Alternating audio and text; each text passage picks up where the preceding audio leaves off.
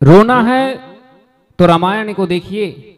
अरे रोने का पात्र अगर कुछ है तो भगवान राम और भरत का मिलन देखिए। उससे जो नेत्र भींगेंगे आपके, वो दो भाइयों के वास्तव प्रेम दिखेगा, जिसमें किसी को कुछ चाहिए नहीं, बस देना है। जहां राम जी भरत को कह रहे तुम ले लो, और जहां भरत जी कह रहे हैं कि नहीं भैया आप लीजिए, और लड़ाई इस चीज की रोना चल रहा है, इस चीज के लिए दोनों के नेत्र भींगे हैं कि मैं आपको दूंगा और मैं आपको दूंगा।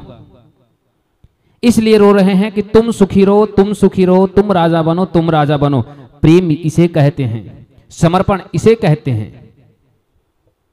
ऐसी प्रेम और समर्पण किसके पास हो कि मथुरा राज्य को कंस का वध करने के बाद जीत लिया गया भगवान कृष्ण के द्वारा, लेकिन जब राजा बनने की बात आए तो बोले ना, माता पिता मेरे नाना जी इस गद्दी से उतारे गए थे, इसलिए गद्दी पर बैठने का अधिकार केवल उनको है, मुझे नहीं। इससे सच्चा प्रेम क्या होगा अपनी माता पिता के प्रति कि राजगद्दी त्याग दिए। ये हमारे केशव थे, ये हमारे केशव थे।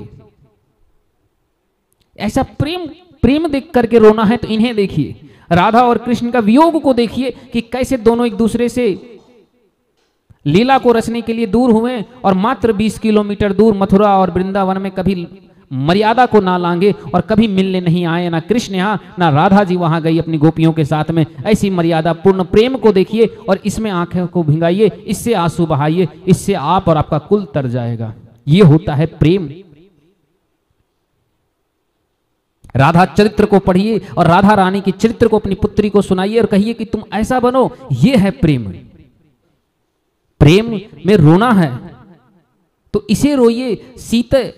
सीता जी की कथा पढ़कर रोइए कि कैसे राजघर में पैदा हुई, राजघराने में जन्मी, राजमहल में ब्याही गई, लेकिन पूरी जीवन वन में दुख में काटली, संतान वनवासी की भांति जिया, लेकिन कभी पति को निंदा नहीं की। ये सच्चा प्रेम था। बोली मुझे कुछ नहीं चाहिए, मुझे कोई दूसरा नहीं चाहिए, मुझे राज्य नहीं चाहिए, बस राम पर प्रश्न ना उठे, मेरे पति का अपमान ना उठे, मैं पुनः 12 वर्ष वनवास जाने को तैयारी कर लेती हूं। ये था सच्चा प्रेम। सच्चा प्रेम तो उसे कहते हैं कि पिता के अपमान करने से, केवल पति का अपमान सुन लेने से जाकर के हवन कुंड में बैठ गई, अपनी अग्नि से अपने शरीर को दाह कर लिया। ऐसी माता सती की कहानी को सुनिए। इससे सच्चा प्रेम कहां मिलेगा? जो लड़कियां 500 रुपए कम पड़ जाए तो पति से भी भिड़ जाती है, सास की निंदा अपने ससुराल मायके में लाके करती है, वे लड़कियां बैठ करके घुटने तक आंसू बहा रही है और कह रही है कि सैयारा मूवी देखा तो मुझे मेरा प्रेम आ गया। ऐसे नौटंकी कर रहे हैं जैसे कि एक्टिंग करना उनको कार्य है। फिल्मों की ऐसी आज लत लग गई हमारे युवाओं को, हमारे देश के युवा युवतियों को, कि जिनके बाप दादा जीवन भर खेत में मर गए, खेती करते करते 5000 में ईंटा ढो रहे हैं, उनके बच्चे आज सिनेमा हॉल में जा करके बेहोश हो रहे हैं, मर रहे हैं, रो रहे हैं कि हाय रे दैया, हाय रे मेरा प्यार टूट गया। आज की शिक्षा व्यवस्था और देश की समाज इस दिशा में जा रही है।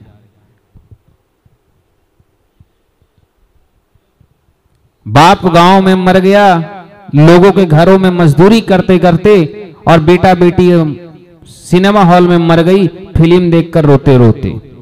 ऐसी परंपरा चल गई हमारे देश में। आज दुर्भाग्यता हमारे देश की है कि कहां आज दुनिया के सारे लड़के लड़कियां मर रहे हैं कि हम ओलंपिक जीत के लाएं, हम आगे देश को लेके जाएं, और हमारे युवा सिनेमा हॉलों में बैठकर ये सोचकर रो रहे हैं कि चौथी गर्लफ्रेंड भी चली गई, अब 5वीं का व्यवस्था कैसे किया जाए। ये दुर्भाग्यता है। और प्रेम की गाथा तो वे लड़कियां भी गा रहे हैं, वे लड़के भी गा रहे हैं जो उन्होंने 4 जगह पहले से ही सेटिंग करके रखे हैं। मूवी देख करके वो भी रो रहे हैं। और मुझे ये नहीं समझ में आता है एक्टिंग फिल्म का हीरो अच्छा कर रहा है कि बेहतर उससे अच्छा तो ये देखने वाले कर रहे हैं, दर्शक कर रहे हैं। समाज को एक सही दिशा देनी चाहिए और इसके लिए जिम्मेवार केवल वे माता पिता हैं जिन्होंने अपने संतान को कभी राम जी और सीता जी की कहानी नहीं बताई।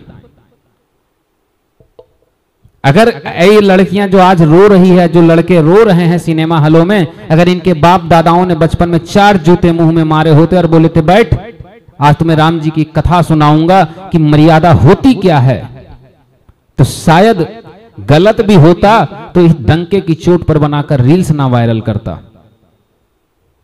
सोचिए जो लड़कियां रो रही है कि मेरा थोना मेरा बाबू मुझे छोड़ दिया और ये फिल्म इंडस्ट्रियों में रो रही है, आखिर उसके माँ बाप परिवार सब कोई देख रहा है, इसका मतलब उसे किसी सभ्यता से कोई मतलब नहीं। हमारी संस्कृति कैसी थी कि पति और पत्नी एक साथ एक स्थान पर अपने माता पिता के सामने नहीं बैठते थे। आज उस देश की दुर्भाग्यता देखिए कि लड़कियां रील्स बना करके रो रही है कि और लड़के रो रहे हैं। सैयारा मूवी देख करके रो रहे हैं। मुझे देख करके आश्चर्य लग रहा है कि ये कौन लोग रो रहे हैं? वे लोग जिनके बाप दादा खेत में मर गए मजदूरी कर कर, और बेटा मर रहा है सिनेमा हॉल में गर्लफ्रेंड को याद करके रो रो करके। ये कौन सी प्रवृत्ति और प्रकृति हमारी हो गई है? ये हमारी समाज जा किस दिशा में रही है? एक मूवी क्या आया कि रोने के स्थान में जिन फिल्मों पर रोना चाहिए हम उसमें देखने तक नहीं जाते, और जिसे देखना भी नहीं चाहिए हम उसके लिए अस्पताल से उठ करके जा रहे हैं और वहां रो रहे हैं बैठ करके। यह हमारी सभ्यता और आज हमारी संस्कृति रही कि जिस देश में विद्यालय को मंदिर कहा जाता था, आज उसी विद्यालय के दर्शक, उसी विद्यालय के लोग आज विद्यालय में बैठ करके सैयारा मूवियां देख देख करके ऐसे रो रहे हैं जैसे कोई विधवा विलाप करती हो। बस मैं इस फिल्म के ऊपर या मुझे किसी भी चीज पर कुछ बोलने की आवश्यकता नहीं थी, ना मुझे बोलने की इच्छा थी, परंतु मैं 2 दिन से जब इसे देख रहा हूं तो मुझे एक ही चीज मन में आया कि ये लोग जो बिगड़े हुए हैं, जो ये लोग कर रहे हैं, इनकी गलतियां नहीं हैं, गलतियां उन माँ बाप की है जिन्होंने इन्हें बचपन में इनके हृदय में राम और सीता का छवि ना बिठाए। अगर लड़कों के हृदय में राम का चरित्र और सीता माता का छवि बैठ जाता तो आज ये लड़का किसी के चक्कर में ऐसा किसी हीरोइन को देख करके ना पगलाता, और अगर उन लड़कियों के हृदय में राम के भांति छवि बैठ जाता तो ऐसे आवारा लड़कों के चक्कर में ना पड़ते। छवि बनाना है पुत्र और पुत्री के हृदय में तो राम का, शंकर का, विष्णु का, इनका बनाइए।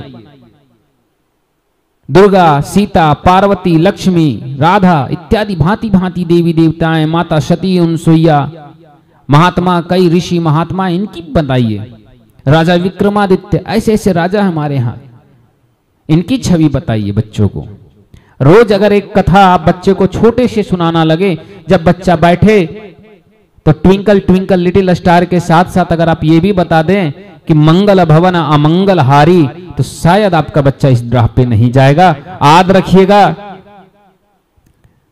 बेटा को पढ़ा लिखा करके IAS IPS अधिकारी बना दीजिए, लेकिन वही बेटा जब कोई एक थप्पड़ मार दे या एक दिन आपको गाली दे करके कह दे कि तुम निकलो मेरा घर से, या तुमने मेरे लिए किया क्या, उस दिन तुम्हारे हृदय पर सबसे बड़ा आघात होगा। इसीलिए बच्चे को IAS IPS बनाने से पहले उसे संस्कारी बनाओ। और आज ऐसी फिल्मों के कारण हमारा देश वैसे भी बर्बाद हो रहा है, तो इस बॉलीवुड से आप अपने संतान को जितना दूर हो सके रखें। अगर घर में टीवी है तो उस टीवी में कार्टून लगा दीजिए, दिन भर कार्टून देखिए, कोई दिक्कत नहीं, माइंड फ्रेश, दिल फ्रेश, बच्चे भी सुकून से जिएंगे। कार्टून देखते रहिए, मोटू पतलू इत्यादि जो जो दिखे देखिए, कम से कम सुकून और जिंदगी में सभ्यता तो रहेगी। मत देखिए कथा, कथा में बोरिंग लगता है, ठीक है कोई बात नहीं, मत देखिए। कार्टून में तो एंटरटेनमेंट लगता है, कार्टून देखिए ना, बच्चों के साथ बैठिए, कार्टून लगा दीजिए और दिन भर देखिए। दिमाग भी शांत, दिल में भी अच्छा, कोई आपके गलत हीरो नहीं बनेंगे। ऐसी चीज देख लीजिए। अगर कविताएं सुनना है, हास्य कविताएं देखना है, तो आप हास्य कवियों के सम्मेलन को देखिए, जहां अच्छी अच्छी बातें बताई जाती है, जहां पे कॉमेडी भी होता है, एंटरटेनमेंट भी होता है, लेकिन मर्यादा में रहकर होता है। इसीलिए अपने आप को, अपने परंपरा, अपने कुल, अपनी मर्यादा को गलत दिशा में ले जाने से बेहतर आपके संतान एक दिन कुमार्ग पर चले जाएंगे तो आपका सारा पढ़ाना, आपका सारा धन व्यर्थ हो जाएगा। इसीलिए मैं कहूंगा कि आप अपने बच्चों को ऐसे फिल्मों से दूर रखें, और रखे ही इस बॉलीवुड से दूर पूरा। जितनी हो सके आप अपनी धर्म ग्रंथ की ओर जाएं, अपनी सांस्कृतिक फिल्म दिखाएं। अभी ऐसे ऐसे फिल्म आ रहे हैं हमारे देश में देवी देवताओं के ऐसे ऐसे रामानंद जी महाराज के रामायण और कृष्णा जैसे सीरियल हैं, इन्हें लगाकर दिखाइए, शायद उनकी सभ्यता अच्छी दिशा में जाएगी। बाकी आपकी स्वयं की मर्जी, हमारा कार्य है सिर्फ बताना, चलना या ना चलना यह आपकी उत्तरदायित्व है, हमारी नहीं।